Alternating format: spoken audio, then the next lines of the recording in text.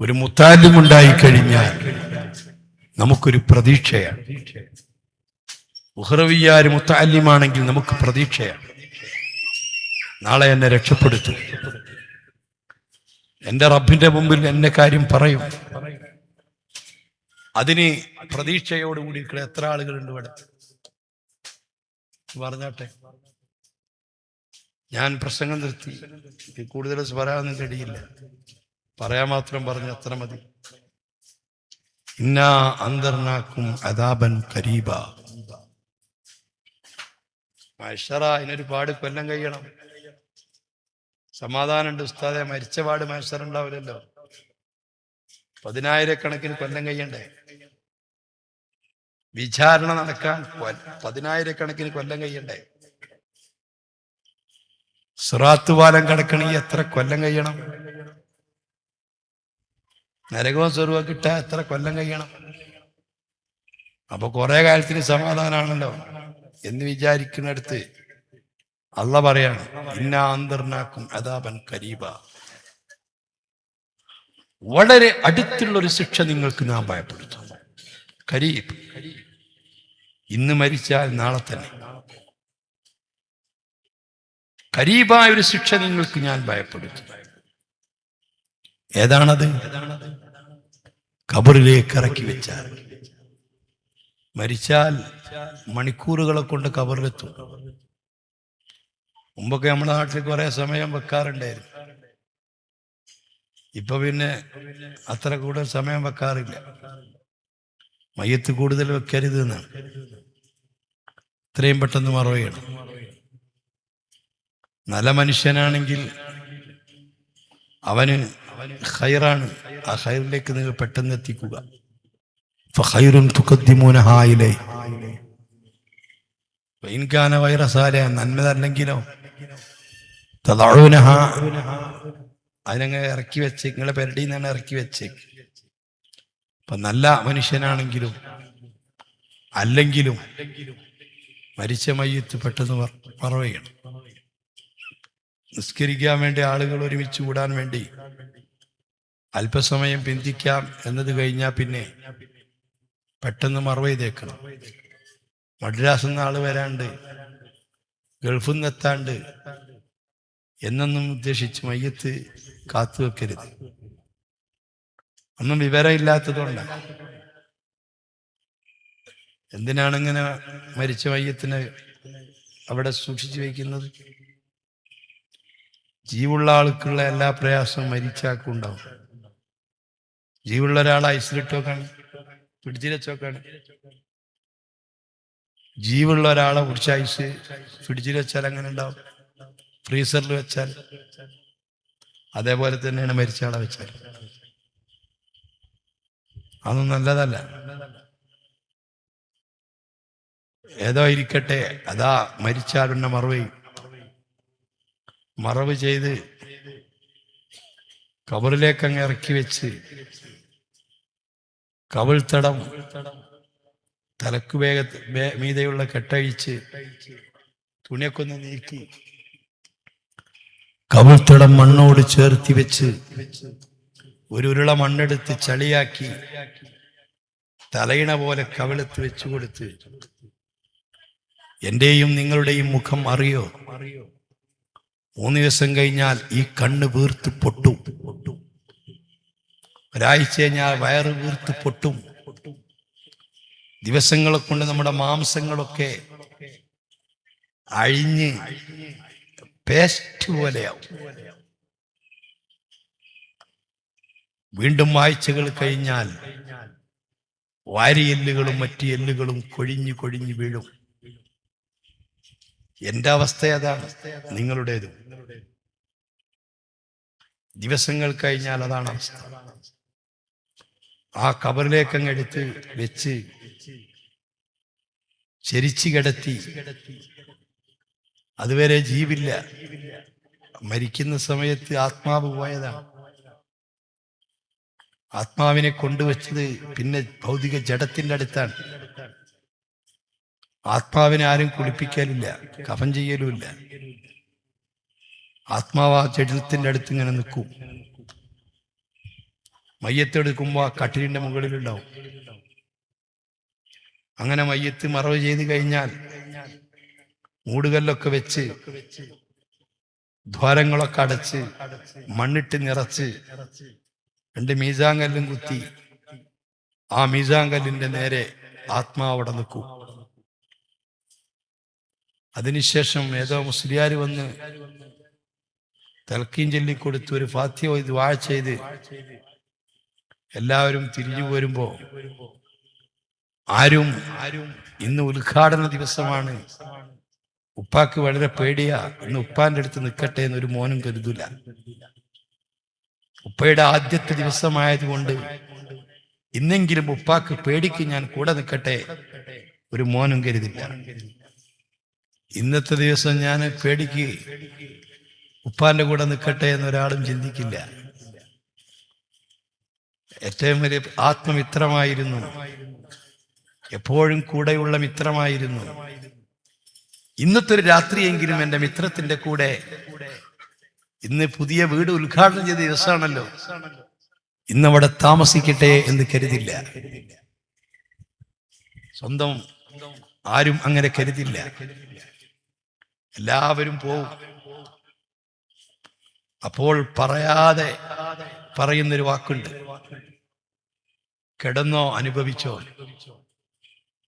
ഇതുവരേക്കും പ്രവർത്തിച്ചതിന്റെ തിക്തഫലം അനുഭവിച്ചോളൂ, അവിടെ കിടന്നടോ എന്ന് പറഞ്ഞ് എല്ലാവരും പിരിഞ്ഞു പോരും.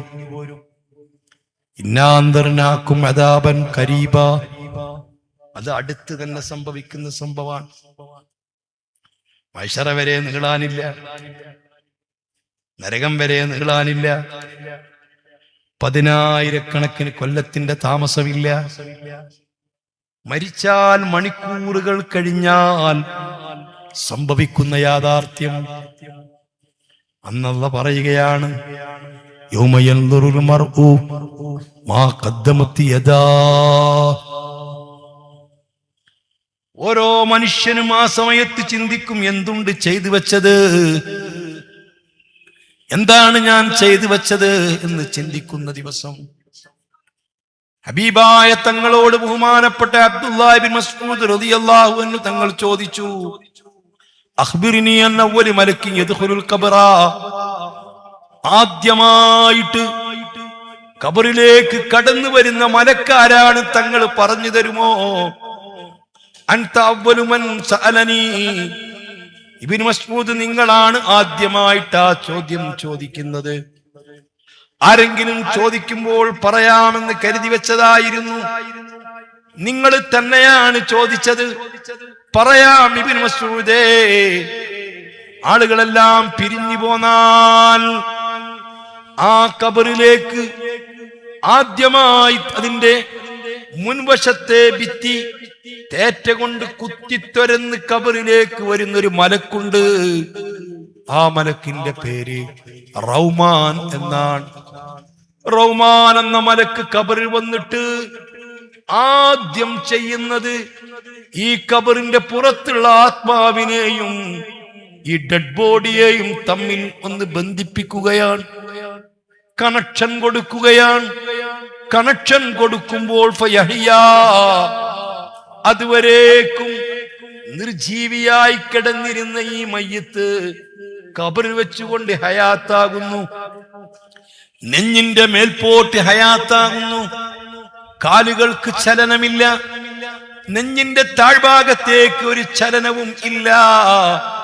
2 കൈകൾ ഇളകുന്നുണ്ട്, കണ്ണുകൾ മിഴിക്കുന്നുണ്ട്, ചുണ്ടുകൾ ചലിക്കുന്നുണ്ട്, ബോധം തിരിച്ചു കിട്ടുന്നുണ്ട്.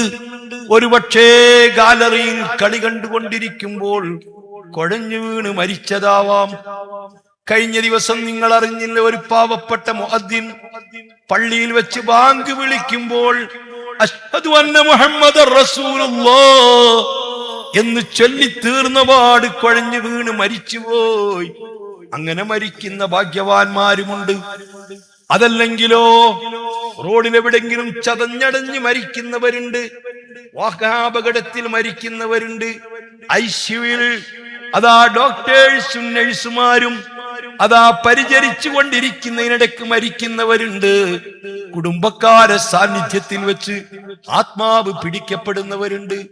കള്ളു കുടിച്ച് പൂസായി കഴിഞ്ഞു വീട് മരിക്കുന്നവരുണ്ട്.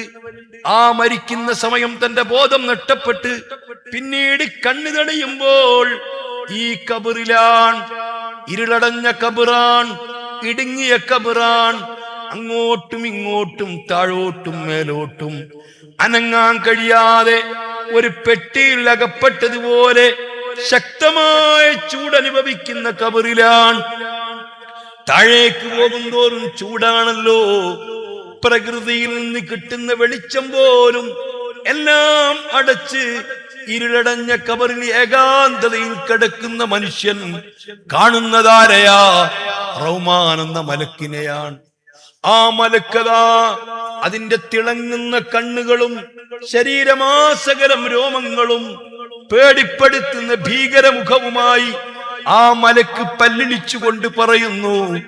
ആ മലക്ക് പറയുന്നു, മോനെ, ഇത് നിന്റെ സുഖലോലുപതയുടെ ജീവിതത്തിന്റെ ഇടമല്ല. ഇത് നിന്റെ വിശാലമായ റൂമല്ല. ഇത് വിശാലമായ ദുനിയാവല്ല. ഇത് ഞെരുക്കത്തിന്റെ വീടാണ്. ഇത് ഇടുക്കത്തിന്റെ വീടാണ്. ഇത് കൂരിരുട്ടിന്റെ വീടാണ്. ഇവിടെ നിന്നെ സന്ദർശിക്കാൻ ഇടക്കിടക്ക് വരുന്നത് നിന്റെ കൂട്ടുകാരോ നിന്റെ ബന്ധുക്കളോ അല്ല. ഇവിടെ ഇടക്കിടക്ക് സന്ദർശിക്കാൻ വരുന്നത് എന്നെ പോലത്തെ മലക്കുകളാണ്. ഇവിടെ നിന്റെ കൂടെ കിടക്കാൻ വരുന്നത് നിന്റെ ഭാര്യയല്ല, 1.5 മുഴമുള്ള പുഴുക്കളാണ്. ആ പുഴുക്കൾ കണ്ണിൽ കേറി മൂക്കിൽ കൂടി പുറത്തു വന്ന് നിന്റെ നിന്റെ കവിളുകൾ കടിച്ച് മുറിച്ച് അവർ തിന്നുന്ന തിരക്കില. 1000 രൂപകൾ ചെലവഴിച്ചുകൊണ്ട് നീ മൈക്കപ്പ് ചെയ്തിരിക്കുന്ന, പെയിന്റ് അടിച്ചിരിക്കുന്ന നിന്റെ മുഖം, ചുകപ്പിച്ചിരിക്കുന്ന നിന്റെ ചുണ്ട്, പിക്ക് ചെയ്ത നിന്റെ പുരികങ്ങള്, നീ മിനുക്കി ഭംഗിയാക്കിയ നിന്റെ മുഖങ്ങള്, ആ മുഖങ്ങൾ എന്റെയും നിന്റെയും മുഖം ഈ പുഴുക്കൾ കാർന്ന് തിന്നുന്ന തിരക്കില് നിന്റെ വയറ് വീർത്ത് പൊട്ടിയിട്ട് ഈ കുടല് മുഴുവനും പുറത്തേക്ക് വന്നിട്ട് പേസ്റ്റ് പോലെ നിന്റെ ശരീരം ആ കബറിൽ ഒലിച്ചിറങ്ങുന്നൊരു സമയമുണ്ട്. അങ്ങനത്തെ സ്ഥലമാണ് ഈ കബറ് മോനെ എന്ന് പറയുമ്പോൾ എന്റെ പ്രിയപ്പെട്ട സഹോദരാ, ആ മലക്ക് പറയുന്നു, ഉക്തുബു അമലക, നീ ദുനിയാവിൽ വെച്ച് ജീവിതകാലത്ത് ചെയ്തതെല്ലാം ഒന്ന് എഴുതിക്കോളൂ. നിന്റെ സ്വന്തം കൈപ്പട കൊണ്ട്, നിന്റെ കൈയെഴുത്ത് കൊണ്ട് എഴുതുക. അതിനുവേണ്ടി കഫൻ തുണി മുറിച്ചു കൊടുത്ത് തന്റെ വിരൽത്തുമ്പ് കൊടുത്ത് വിരൽത്തുമ്പിൽ മഷി, തന്റെ ഉമിനീര് മഷിയാക്കിയിട്ട് എഴുതിയിട്ട് കഴുത്തിൽ കെട്ടി തൂക്കുന്നു.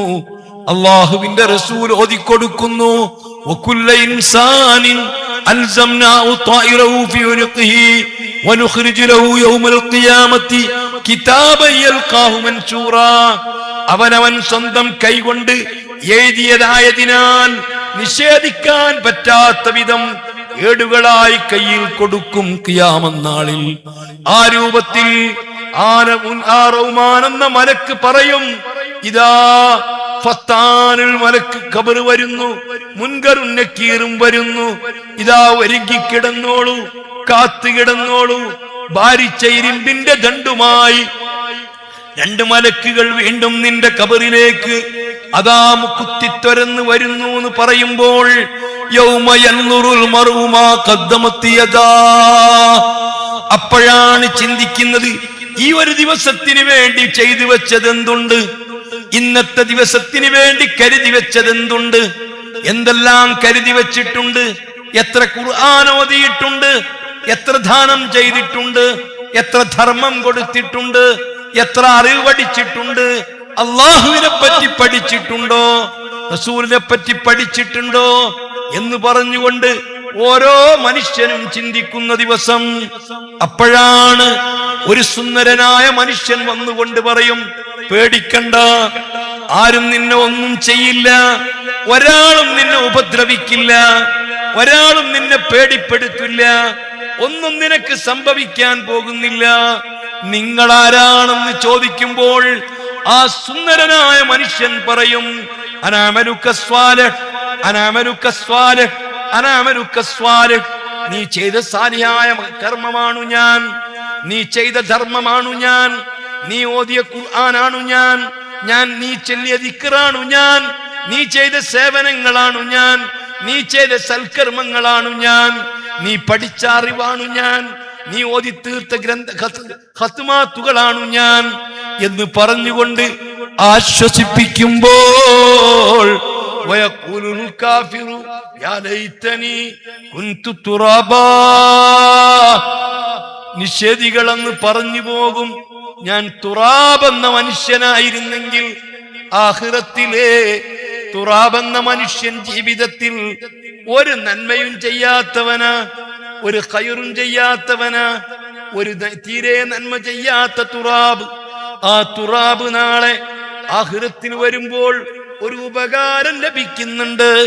അതെന്താണെന്നറിയുമോ? ഒരു ദർസ് നിർത്തിയിട്ട് മുത്തഅല്ലിമീങ്ങളൊക്കെ പോകുമ്പോൾ ആ തുറാബ് എന്ന മനുഷ്യൻ ഒരു ചെറിയ കുട്ടിയെ കാണുന്നു, മുത്തഅല്ലിമിനെ കാണുന്നു. ആ മുത്തഅല്ലിമി കഴുതപ്പുറത്ത് കയറിയിട്ട് യാത്ര പോകുന്നു വീട്ടിലേക്ക്. പക്ഷേ ആ കയറപ്പുറത്ത് സ്വന്തമായിട്ട് കഴുതപ്പുറത്ത് കയറാൻ പറ്റാത്തത് കൊണ്ട് കയറ്റിവെച്ചു കൊടുത്തതാണ്. അതിനുശേഷം തന്റെ പേന താഴേക്ക് വീണപ്പോൾ ഈ തുറാബെന്ന മനുഷ്യൻ അതൊന്ന് എടുത്തു കൊടുത്തതാണ്.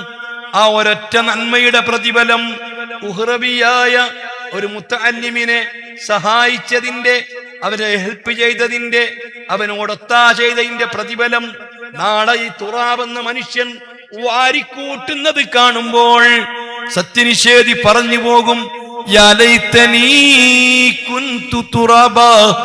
ആ തുറാബായിരുന്നെങ്കിൽ, ആ തുറാബിനെ പോലെ ഒരു മുത്തഅല്ലിമിന് വേണ്ടി ഒരു ഖിദ്മ ചെയ്തിരുന്നെങ്കിൽ, ഒരു നേരത്തെ ഭക്ഷണം കൊടുത്തിരുന്നെങ്കിൽ, ഒരു ഹെൽപ്പ് ചെയ്തിരുന്നെങ്കിൽ, ഒരു പേന കൊടുത്തിരുന്നെങ്കിൽ, ഒരു മഷിക്കുപ്പി വാങ്ങിക്കൊടുത്തിരുന്നെങ്കിൽ, ഒരു ഡ്രസ്സ് വാങ്ങിക്കൊടുത്തിരുന്നെങ്കിൽ, എന്തെങ്കിലും ഒരു നന്മ ചെയ്തിരുന്നെങ്കിൽ എന്ന് പറയുന്ന ദിവസം നിങ്ങൾക്ക് താക്കീതാണേ, നിങ്ങൾക്ക് ഞാൻ ഭയപ്പെടുത്തുന്നുണ്ടേ എന്ന് ഖുർആനിലുണ്ട്.